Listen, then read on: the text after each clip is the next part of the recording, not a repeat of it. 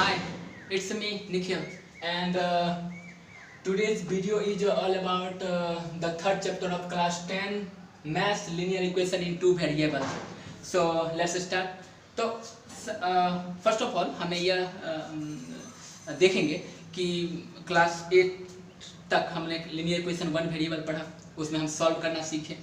Class 9 में linear equation in two variable introduction पढ़े, उसमें हम ग्राफिकली सॉल्व करना ही सीखे, सिर्फ ग्राफ ड्रॉ करना उसका सीखे। पेयर ऑफ लिनियर इक्वेशन को हम कैसे सॉल्व करेंगे ये हमने क्लास 10 में सीखना है। तीन चार मेथड है उससे सीखना है। सबसे पहली बात ये देखते हैं कि लिनियर इक्वेशन टू वेरिएबल का फॉर्मेट क्या होता है। इसका फॉर्मेट ओके, तो linear equation in two variable का जो फॉर्मेट होता है वो ax plus by plus c is equal to 0 where a, b and c are real numbers, और इसमें a is not equal to 0 and also b is not equal to 0 नहीं होगा। अगर लिनियर इक्वेशन अगर इसका कोफिशिएंट a और b का coefficient अगर 0 हो जाएगा तो लिनियर इक्वेशन टू वेरिएबल तो रहेगा ही नहीं। सही बात। ओके, तो इसका फॉर्मेट ये होता है। अब हम अब इसमें आता है कि लिनियर इक्वेशन टू वेरिएबल का कई टाइप भी होता है। एक होता है simultaneous pair of linear equation. Simultaneous pair of linear equation कहने का मतलब क्या? फॉर एग्जांपल मान लेते हैं a1x plus b1y plus c1 is equal to 0 and another one is a2x plus b2y plus c2 is equal to 0। तो ये pair of linear equation है। तो हम इसे simultaneous pair of linear equation कब कहेंगे? अगर इस दोनों का अगर हम सॉल्व करना सीखेंगे, सॉल्व करने पर x और y का जो वैल्यू आएगा, यूनिक वैल्यू आएगा। अगर इस दोनों में पुट करेंगे वैल्यू तो दोनों को अगर सेटिस्फाई कर देगा, if the value of x and y satisfy both the pair of linear equation, then this pair of linear equation is said to be simultaneous। तो ये simultaneous pair of equation कहलाएगा, है ना। तो इस तरह का अब ये हो गया वैल्यू कि अगर तो ऐसा कौन सा पेयर ऑफ लिनियर इक्वेशन है जिसका साइमल्टेनियस नहीं होगा, जिसका x का वैल्यू निकलेगा उसको सेटिस्फाई नहीं करेगा। तो ये देखते हैं जरा। जैसे फॉर एग्जांपल हम इसका ले लेते हैं x plus y is equal to 3 and 2x plus 2y is equal to 7। इसको सॉल्व भी करेंगे हम तो जो वैल्यू आएगा x और y का, इसमें इसका और इसका अगर हम सॉल्व भी करेंगे तो x और y का जो वैल्यू आएगा इसको सेटिस्फाई नहीं करेगा दोनों का, क्योंकि ये साइमल्टेनियस पेयर ऑफ इक्वेशन नहीं है। तो इससे समझ आता है कि इसे सॉल्व करने पर x y का जो वैल्यू आता है अगर हम इसमें पुट करते हैं और दोनों को सेटिस्फाई कर देता है तो हम कह सकते हैं कि पेयर ऑफ लिनियर इक्वेशन दिया गया है वो साइमल्टेनियस है। अब हम साइमल्टेनियस पेयर ऑफ इक्वेशन को के बारे में ही जनरली पढ़ेंगे। तो उससे पढ़ेंगे अब एक ग्राफिकल मेथड से हम किसी भी पेयर ऑफ लिनियर इक्वेशन को ग्राफिकली कैसे सॉल्व कर सकते हैं। फिर आगे तीन और मेथड है उसमें डिस्कस करेंगे। ओके, अब हम यह देखेंगे कि ग्राफिकली हम कैसे सॉल्व कर सकते हैं किसी simultaneous pair of linear equation को, है ना। जैसे हम पहले पहले हम ग्राफ लेंगे।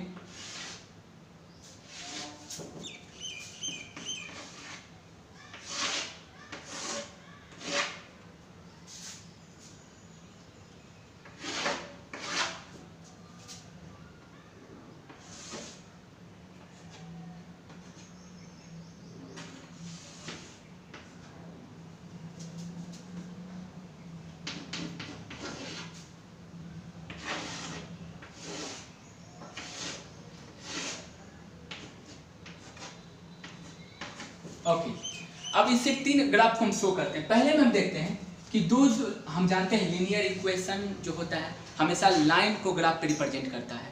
तो ये हम मान लेते हैं कि पहला कोई one pair of linear equation है। ये पहले पेयर का लाइन है जब हम ड्रॉ किए हैं तो, और ये दूसरे पेयर का, क्योंकि ग्राफ ड्रॉ करना हम क्लास 9 में सीख चुके हैं, इसमें भी सीखेंगे। ओके, तो ये एक पॉइंट पे इंटरसेक्ट किया।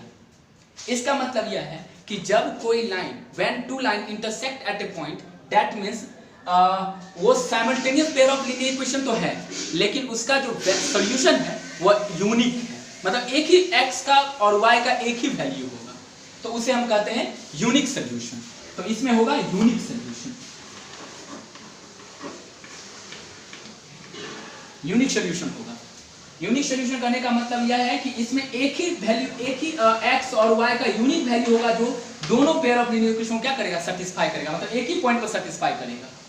इसका कहने का मतलब यह है, देखिए इसमें क्या करता है, दो लाइन है और दोनों एक दूसरे पर कोइंसाइड कर गया है। इसका मतलब यह है कि ये दोनों जो पेयर ऑफ लीनियर इक्वेशन है वह हर पॉइंट पे एक दूसरे को क्या कर रहा है, सेटिस्फाई कर रहा है, हर पॉइंट पे सेटिस्फाई कर रहा है।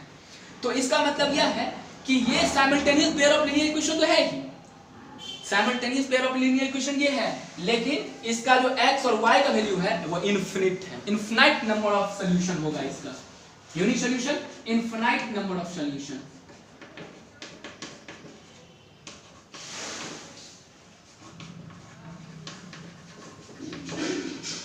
क्योंकि ये दोनों पेयर ऑफ लीनियर इक्वेशन जो है, वो पेयर ऑफ लीनियर इक्वेशन जो है दोनों को हर पॉइंट पे सेटिस्फाई कर रहा है, इसलिए इसका, क्योंकि हम x और y का कोई भी कोऑर्डिनेट का वैल्यू लें दोनों को सेटिस्फाई करेगा, इसलिए इसे कहते हैं इनफिनाइट नंबर ऑफ सॉल्यूशन, और इनफिनिटली मेनी सॉल्यूशन भी इसे कहते हैं। दूसरा है पैरेलल लाइन, दोनों जब दोनों पेयर ऑफ लीनियर इक्वेशन दोनों का ग्राफ जब हम खींचते हैं तो दोनों का पैरेलल जब आ जाता है, इसका मतलब यह है कि कोई भी पॉइंट पे दोनों इंटरसेक्ट नहीं कर रहा है, इसका मतलब दोनों का कोई भी कॉमन वैल्यू नहीं है, एक भी वैल्यू नहीं है कॉमन, इसका मतलब यह है नो सॉल्यूशन एट ऑल। इसका मतलब इसमें x और y का कोई भी एक ऐसा कॉमन वैल्यू नहीं होगा जो दोनों को क्या करेगा, सेटिस्फाई करेगा, तो इसे हम कहते हैं नो सॉल्यूशन। तो इस तरह का 3 ग्राफ है इसे, और इसमें हम आगे इसमें यह जानेंगे कि 2 सिस्टम ऑफ लीनियर इक्वेशन होता है, पहला होता है कंसिस्टेंट, दूसरा होता है inconsistent system of linear equation. तो ये पहला जो ग्राफ है और दूसरा ग्राफ है जिसमें एक यूनिक सॉल्यूशन है और सेकंड में infinitely many solution, infinite number of solution है, दोनों आता है consistent system of linear equation. And third में जिसमें कोई भी कॉमन वैल्यू नहीं है, कॉमन सॉल्यूशन नहीं है दोनों पेयर ऑफ दोनों इक्वेशन का, तो हम इसे कहते हैं inconsistent system of linear equation. तो किसी पेयर ऑफ लीनियर इक्वेशन को बिना ग्राफ ड्रॉ किए कैसे बता सकते हैं कि वो इनकंसिस्टेंट है या नहीं है? जैसे इसमें अगर हम ग्राफ ड्रॉ करेंगे तब पता चलेगा भाई एक पॉइंट पे इंटरसेक्ट कर रहा है यानी यूनिक सॉल्यूशन है, इसका मतलब ये साइमल्टेनियस है, और दूसरा कंसिस्टेंट है, दूसरा इसमें ड्रॉ करेंगे तो ये भी कंसिस्टेंट है, ड्रॉ करेंगे तब पता चलेगा। लेकिन आगे ये भी डिस्कस करेंगे कि हम क्या कंडीशन है कि किसी पेयर ऑफ लीनियर इक्वेशन को हम कंसिस्टेंट और इनकंसिस्टेंट बता सकते हैं, तो इसमें देखेंगे। ओके, अब हम जैसे एक क्वेश्चन ले लेते हैं ग्राफ का, अभी जो थोड़ा देर पहले डिस्कस किए उस ग्राफिकल पे क्वेश्चन लेते हैं। कहता है solve this pair of linear equation graphically and shade the region bounded by the lines, this lines and the y axis. हमें कह रहा है कि इस लीनियर इक्वेशन को, पेयर ऑफ लीनियर इक्वेशन को सॉल्व करना है और ग्राफिकली सॉल्व करना है। और दूसरा, अगर मान लेते हैं कि इसे सॉल्व करना बहुत लेंथी बना सकता है, सॉल्व करना बहुत आसान है। पहले इसका हम ग्राफ खींचेंगे, मान लेते हैं ये कोऑर्डिनेट है 0 x और y, ठीक है। ओके, तो मान लेते हैं इसका अगर ड्रॉ किए तो मान लेते हैं कि इस तरह आया है ऐसा, ठीक है। इसका ड्रॉ किए, बॉक्स बनाकर होता है ना ड्रॉ करना, इसको x और y को इसको मॉडिफाई कर लेंगे, जैसे कि हम इसको लिख सकते हैं y = 11 - 3x, ऐसा लिख लिए। अब हम क्या करेंगे, बॉक्स बना लेंगे x और y का और कोऑर्डिनेट पुट करेंगे, उसके बाद एक लाइन ड्रॉ कर लेंगे हम। तो एक लाइन मान लेते हैं इसका ये ड्रॉ हुआ, दूसरा ड्रॉ हुआ मान लेते हैं इस तरह का ड्रॉ हुआ, ऐसा ड्रॉ हुआ, ठीक है। तो ये इंटरसेक्ट किया यहाँ पर, तो इससे पता चल जाता है जहां पर ये इंटरसेक्ट कर रहा है, मान लेते हैं ये इंटरसेक्ट किया है -5 और -1 पे, इस तरह किया है, तो x का वैल्यू 5 होगा और y का वैल्यू -1 होगा। एक पॉइंट पे अगर कटा है, इसका मतलब यह है कि यूनिक सॉल्यूशन है, this pair of linear equation has unique solution, है ना, एक ही सॉल्यूशन है दोनों का, एक ही पॉइंट पे इंटरसेक्ट कर रहा है। और दूसरा क्वेश्चन बोलता है कि shade the region bounded by this line, तो रीजन को शेड करना है जो इस लाइन के द्वारा बाउंडेड है, ठीक है। और क्या, y एक्सिस के द्वारा, तो हम क्या करेंगे, इसे क्या करेंगे, हम शेड कर देंगे ऐसे, तो इस तरह से शेड करके हम बता देंगे। तो ऐसे सॉल्व करना है, बहुत इजी है। कभी कभी यह बोल देता है कि find the region bounded by the given pair of lines and y axis। Area में बोल देता है रीजन का एरिया निकालने के लिए। तो सिंपल है, हम देख रहे हैं ट्रायंगल है, इसका बेस ये है और इसका हाइट अगर हम ये देखें तो ये होगा, यानी 5 होगा, हम half into base into height करके निकाल लेंगे। तो यही इस तरह से ग्राफिकली हम इसे ड्रॉ कर सकते हैं। ट्राई कीजिए, जरूर बनेगा। ओके, तो ग्राफिकली तो सॉल्व करना सीख ही गए शायद। ओके, अब हम क्या करेंगे, अलजेब्रिक मेथड से सॉल्व करना सीखेंगे पेयर ऑफ लीनियर इक्वेशन को, है ना। अलजेब्रिक मेथड में 3 मेथड होता है, substitution method, elimination method and cross multiplication method. बहुत आसान है, ये हलवा है एक्चुअली में। ओके, तो हम देखेंगे पहला सब्स्टिट्यूशन मेथड, है ना। ग्राफिकली आई थिंक बहुत अच्छा मेथड है वो, आई थिंक समझ गए होंगे, नहीं तो कमेंट में पूछ सकते हैं। I would like to see that. Okay, तो सब्स्टिट्यूशन मेथड देखेंगे, है ना। ओके, तो हम देखते हैं सब्स्टिट्यूशन मेथड में। सब्स्टिट्यूशन मेथड मतलब ये होता है एक के बदले दूसरे को पुट करना, एक की जगह पर दूसरे को क्या करना, सब्स्टिट्यूट करना, सब्स्टिट्यूशन मेथड होता है। क्या करेंगे, जैसे ये पेयर ऑफ लीनियर इक्वेशन दे दिया, इसे सॉल्व बोला है करने के लिए सब्स्टिट्यूशन मेथड से, है ना। एग्जाम में अगर बोले किसी मेथड से सॉल्व करने के लिए तभी करेंगे, वरना जो मेथड हम लोग को आता है वही काफी है, लेकिन सब सीखना है ना। कभी बोल देगा कि बाय सब्स्टिट्यूशन मेथड सॉल्व करने के लिए पार्टिकुलरली, तब तो फंस जाएंगे, इसलिए जरूरी है। ओके, तो x + y = 8 और 2x - 3y = 1, किसी भी पेयर ऑफ लीनियर, किसी भी इक्वेशन को हम क्या करेंगे, मॉडिफाई कर लेंगे। मान लेते हैं इसी को मॉडिफाई कर लेते हैं, तो y = हम लिख सकते हैं 8 - x उधर भेज दी, चलो इसको इक्वेशन 1 मान लेते हैं, और इसी का वैल्यू हम क्या करते हैं, y की जगह पे इसको पुट कर देते हैं इसमें, इसी को कहते हैं सब्स्टिट्यूशन। इससे क्या होगा कि हमको एक ऐसा इक्वेशन मिलेगा जिसमें एक ही वेरिएबल होगा, उसे सॉल्व करना तो बहुत आसान है ना। कुल मिलाकर तीनों का यही काम ही है, सारा मेथड का यही काम है कि कैसे 2 वेरिएबल को हम एक वेरिएबल में बदल के 1 वेरिएबल में बदल के सीख सके, सॉल्व कर सके। तो हम क्या करेंगे, y की जगह पे 8 - x क्या करेंगे, पुट कर लेते हैं, तो 2x, और यहाँ पर y की जगह क्या करेंगे, पुट प्लेस करेंगे 8 - k को, यानी 3 × 8 - x = 1। सॉल्व करते हैं, क्या हो जाएगा, 2x - 28 और minus plus 3x = 1। Okay, 2x + 3x 5x, और उधर जाएगा वैल्यू, यहाँ पर कितना है 24 होगा, 24 उधर जाएगा तो क्या होगा 1 + 24, यानी 5x = क्या हो जाएगा 25, x = क्या हो जाएगा 5, यानी x का वैल्यू क्या निकल गया 5 निकल गया। अब x का वैल्यू 5 निकल गया, तो किसी भी लीनियर इक्वेशन में हम x की जगह पर अगर y पुट कर देंगे हम, तो y का वैल्यू आसानी से क्या होगा, निकल जाएगा। तो यहाँ पर क्या करेंगे, 5 वैल्यू पुट कर दो यहाँ पर, तो y का वैल्यू क्या निकल जाएगा 3। तो ऐसे हम सब्स्टिट्यूशन मेथड को सॉल्व करते हैं, बहुत आसान है। किसी एक लीनियर इक्वेशन को हम मॉडिफाई कर लेते हैं, जरूरी नहीं कि y = 8 - k ही लिख सकते थे, हम x = 8 - y भी लिख सकते हो, कोई फर्क नहीं पड़ता है, बहुत आसान है सॉल्व करना। ओके, तो नेक्स्ट मेथड की ओर चलते हैं। ओके, अब देखते हैं second method, elimination method. Elimination मतलब क्या होता है, एलिमिनेट करना, मतलब किसी को खत्म कर देना। अगर ये 2 वेरिएबल में किसी एक वेरिएबल को अगर हम खत्म कर दें, तो सेकेंड जो वेरिएबल होगा उससे सॉल्व करना बहुत आसान हो जाएगा। तो हम इसी तरह करेंगे, मान लेते हैं जैसे ये, अब कैसे एलिमिनेशन मेथड कैसे हम इसमें यूटिलाइज करते हैं वो देखते हैं। जैसे एक क्वेश्चन दे दिया, x + y = 3, 4x - 3y = 26। तो हम क्या करेंगे, देखो x या y को हम एलिमिनेट करने की कोशिश करेंगे। तो यहाँ पर एक चीज देख रहे हैं, यहाँ पर -3y है और यहाँ पर +y है, तो क्यों ना इस इक्वेशन को हम इंटायरली 3 से मल्टीप्लाई कर दें।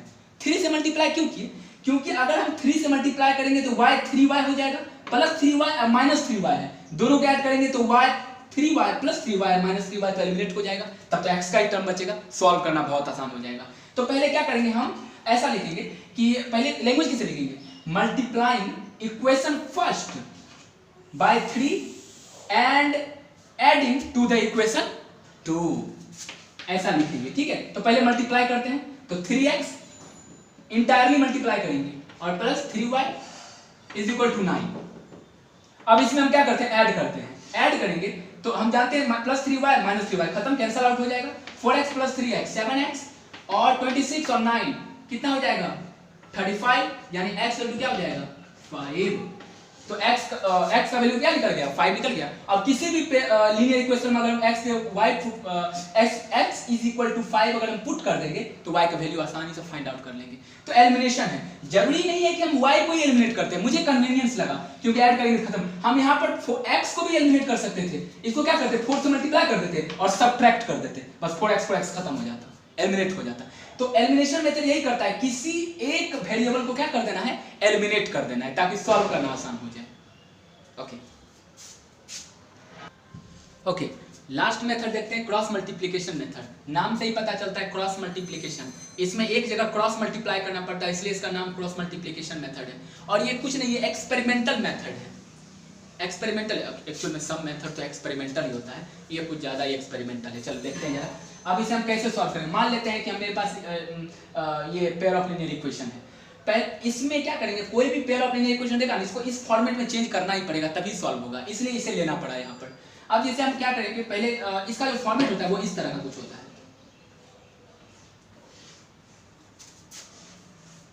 यहाँ होता है x, ये होता है y और ये होता है 1, ठीक है, ये 1 होता है, ये y है, ऐसा जगह पे लिख दिया, ओके, और ये x है, ठीक है।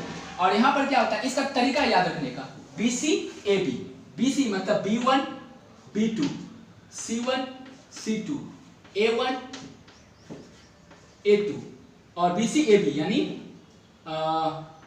B1 B2, इसको क्रॉस मल्टीप्लिकेशन करते हैं इस तरह से, ऐसे इस तरह से मल्टीप्लाई करते हैं।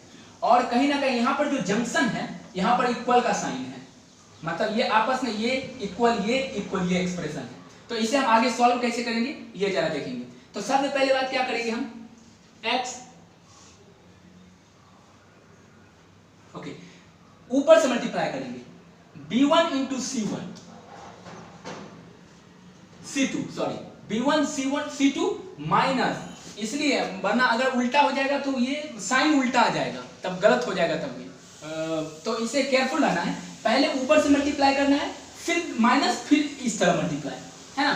तो B1 into C2 minus C1 into B2 equal, junction पे इक्वल का साइन था, फिर y by C1 into A2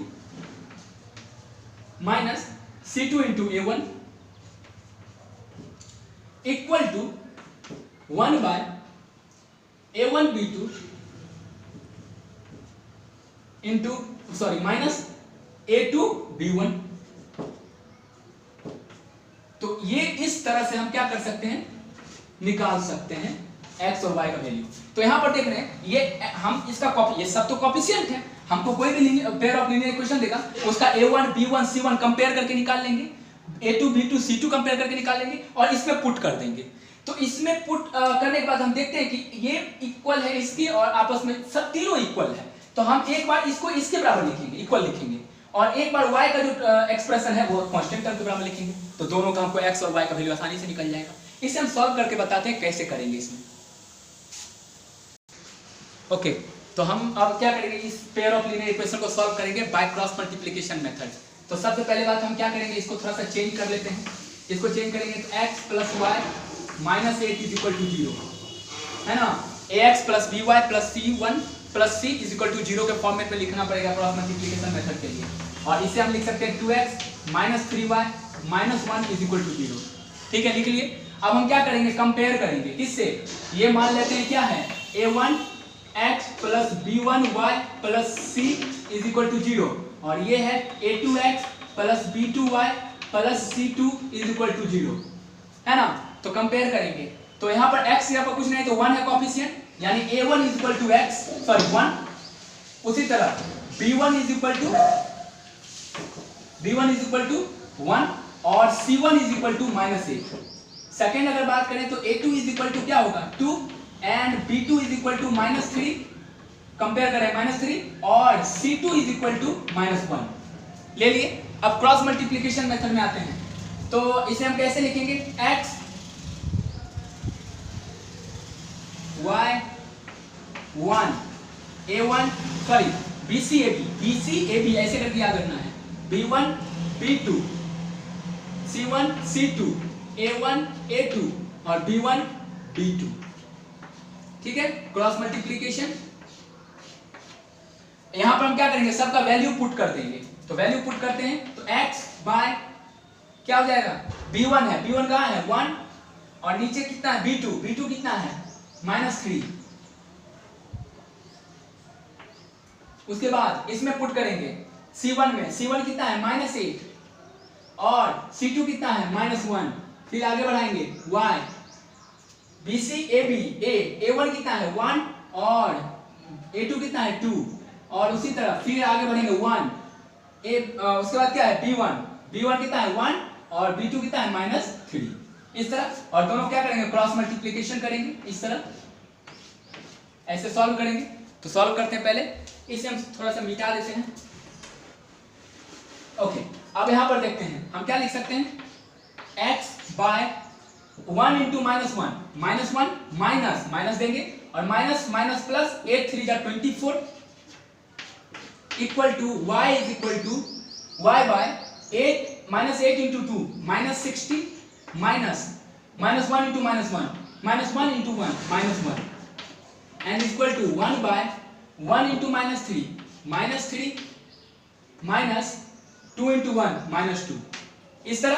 तो ये आ गया, हम जानते हैं ये तीनों आपस में इक्वल है। तो एक बार ये इसके बराबर और एक बार ये इसके बराबर रख के हम पुट कर देंगे तो क्या हो जाएगा x by -25 is equal to कितना 1 बाय -5 होगा ना, -3 -2 -5। तो क्या हो जाएगा माइनस खत्म, 25 ऊपर जाएगा तो x इक्वल टू क्या हो जाएगा 5 आ जाएगा। ये सॉल्व हो गया। दूसरा क्या करेंगे y बाय इसको सॉल्व करेंगे -16 माइनस प्लस 1 तो -15 इज इक्वल टू क्या हो जाएगा -5 -1/5 होगा, माइनस खत्म, 15 उधर जाएगा कितना हो जाएगा y इक्वल टू कितना 3। तो ऐसे सॉल्व करते हैं क्रॉस मल्टीप्लिकेशन मेथड से। बहुत तेज हम बोल दिए होंगे तो ठीक है। तो ये इससे फॉर्मेट लगाने के बाद तीनों को जब हम देखते हैं कि तीनों आपस में इक्वल है तो एक बार x को कांस्टेंट टर्म का और एक बार y को हम कांस्टेंट टर्म के इक्वल पुट करके x और y का वैल्यू निकाल सकते हैं। कभी कभी स्टूडेंट ये गड़बड़ करते हैं कि इसको इसके इक्वल लिख देते हैं, फिर तो लीनियर इक्वेशन बन जाएगा, तब तो परेशानी हो जाएगा, सॉल्व ही नहीं होगा। तब इसे इसमें केयरफुल रहना है। जब तीनों आपस में इक्वल है, अगर ऐसा हो जाए कि x is equal to y is equal to 2 है, इसका मतलब यह है भाई x इक्वल टू भी 2 है, y इक्वल टू भी 2 है। ये तो ऐसे ही सॉल्व हो गया। क्यों दिमाग लगाना है भाई x इक्वल टू y, क्यों ऐसा नहीं करना है, ठीक है।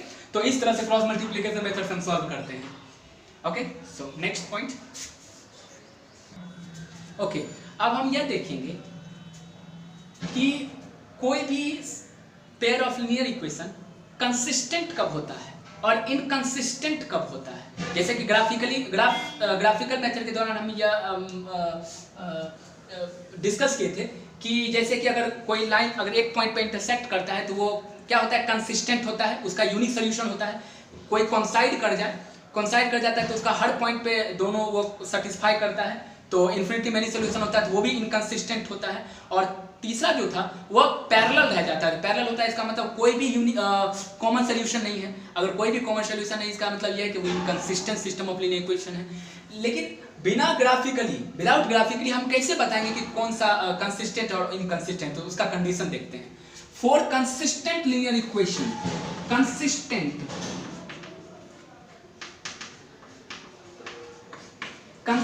हम तब pair of system consistent system of linear equation तब हम कहेंगे जब कम से कम दोनों लीनियर इक्वेशन का एटलीस्ट वन सोल्यूशन कॉमन हो। अगर कोई भी जैसे कोई इक्वेशन ले लेते हैं a1x plus b1y plus c1 is equal to 0, a2x plus b2y plus c2 is equal to 0। ये मान लेते हैं दो एक पेयर ऑफ इक्वेशन है।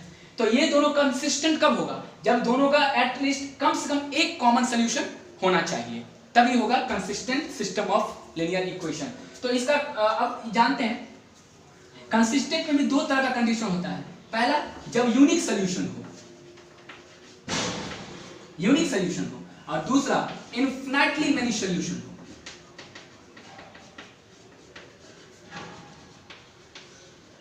इनफिनिटली मेनी सोल्यूशन हो,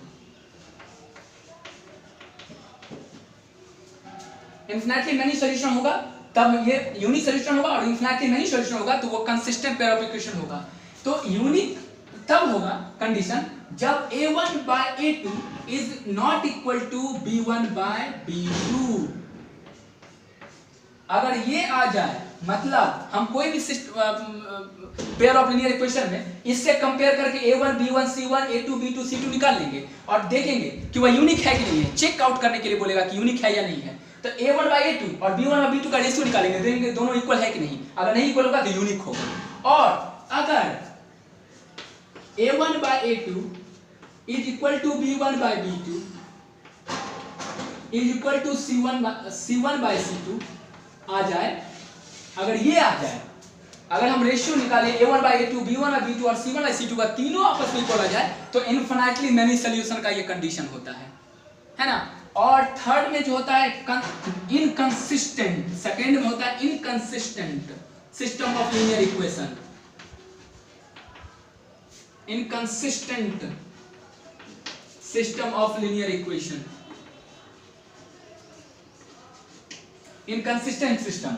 इनकंसिस्टेंट तब होता है जब दोनों इक्वेशन क्या होता है, पैरेलल आ जाता है, तो ग्राफिकली हो गया। इसमें हम कैसे पता करते हैं, इसमें पता करते हैं जब नो सॉल्यूशन होता है।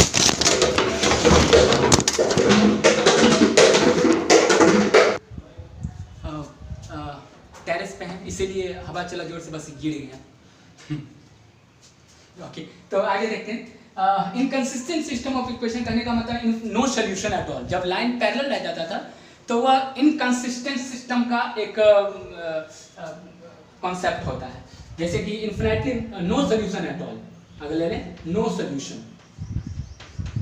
अब नो सॉल्यूशन कब होगा, कंडीशन क्या है नो सॉल्यूशन होने का, जब A1 by A2 equal to B1 by B2 not equal to C1 by C2 होगा।